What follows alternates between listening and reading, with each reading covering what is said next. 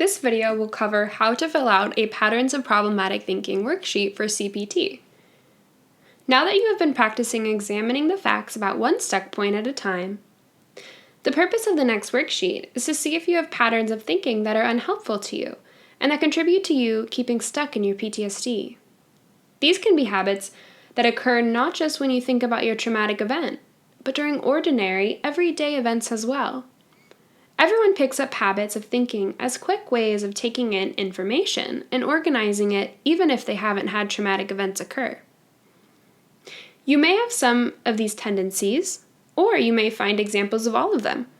Some of the common patterns are jumping to conclusions or predicting the future. People want to feel a sense of control over the things that happen to them and want to believe that they can anticipate what will happen. One way to do this is that when something happens, you jump to conclusions about what it means and assume you know why it happened or what will happen. In other words, sometimes people have a tendency to make or assume something without checking the facts, or they think that they know what will happen in the future. Another pattern is exaggerating, which is making the meaning of something bigger than it might really be, or minimizing, which is shrinking the importance of something. Exaggerating is a tendency to consider one event or one aspect of an event as having great meaning about you or your life or your future. Some people assume that because a trauma happened, their life will never feel normal or happy again. But because an event has bad outcomes does not mean that it has to become the only event that defines you.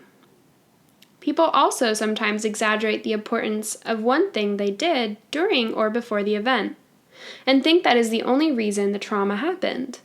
They might forget that there were other factors that contributed to the event. Minimizing is a tendency to try to ignore important events in your life as a way to cope with them. This is a tendency to try to sweep things under the rug or act like it's no big deal. You might minimize your symptoms, your drinking, or other habits that you have been using to cope with the traumatic event or other stressful events in your life. You might also minimize evidence about the event that doesn't fit with the blame you have placed on yourself. Ignoring important parts of the situation is the next pattern. Sometimes people get tunnel vision and ignore or forget to take into account the entire context of the situation. For example, looking back at your trauma, are you ignoring how young you were when it happened? What you actually knew at the time going into the situation? How much time you had to figure out what was going on and what to do about it? Who had the intent for the outcome? Who else was there, and what roles did they play? If you thought of something later that you might have tried to stop the event, but you didn't think of that or weren't able to at the time because things were happening so fast, then it wasn't really an option at the time. You need to include the actual context in which the event occurred. An example is someone believing they should have fought back and stopped abuse that happened when they were a small child. They're ignoring the fact that they were much younger, smaller, and frightened, and they didn't have the ability to actually fight off someone who was much bigger than them. Another way that people ignore important parts of a situation are to only focus on what they think of as their failures and not their successes. For example, sometimes in a dangerous situation, people act in ways that help to preserve their lives or their health, or those of others, but they forget to acknowledge that later and only focus on not having stopped the event altogether. The next pattern is oversimplifying things as good and bad or right and wrong. Sometimes people have two categories for things, especially if the traumatic event occurred when they were young and had not learned that most things fall on a continuum. They may label themselves as bad if they made a single mistake and ignore all the other good or neutral things they have done. You might find yourself being overly judgmental of others or yourself. For example, if you say to yourself, "If I'm not perfect, then I'm a failure," you're only using 2 categories in your own grading system. Look at your stuck point log and notice how many statements include 2 categories. Do you do this with people and events generally? Is this possibly one of your tendencies? The next pattern is overgeneralizing from a single event. A negative event is seen as a never-ending pattern.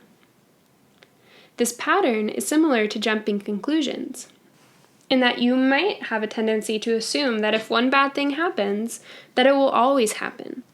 Again, you are not taking into account all the exceptions, all the neutral days or good days, and assuming that if you had a traumatic event occur to you, that it will happen again. Or you might assume that it's never safe to go out at night, or go to certain places when in reality most of the time, something bad would not happen when you're in that place or situation. The next tendency is mind reading, when you assume people are thinking negatively of you when there is no definite evidence of this. This common pattern of thinking is to assume that people are thinking negatively about you or that they think the same as you. Instead of thinking about whether there might be many different reasons why someone did something, you might make assumptions about how they must be thinking or why they did something without considering other possibilities. The last tendency is emotional reasoning, when you use your emotions as proof for your thought. This is the tendency to start from how you feel and then use that as proof that your stuck point must be correct.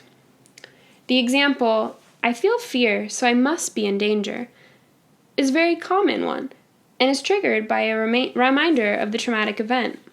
After a trauma, sometimes people set their alarm systems to be very sensitive and experience many false alarms.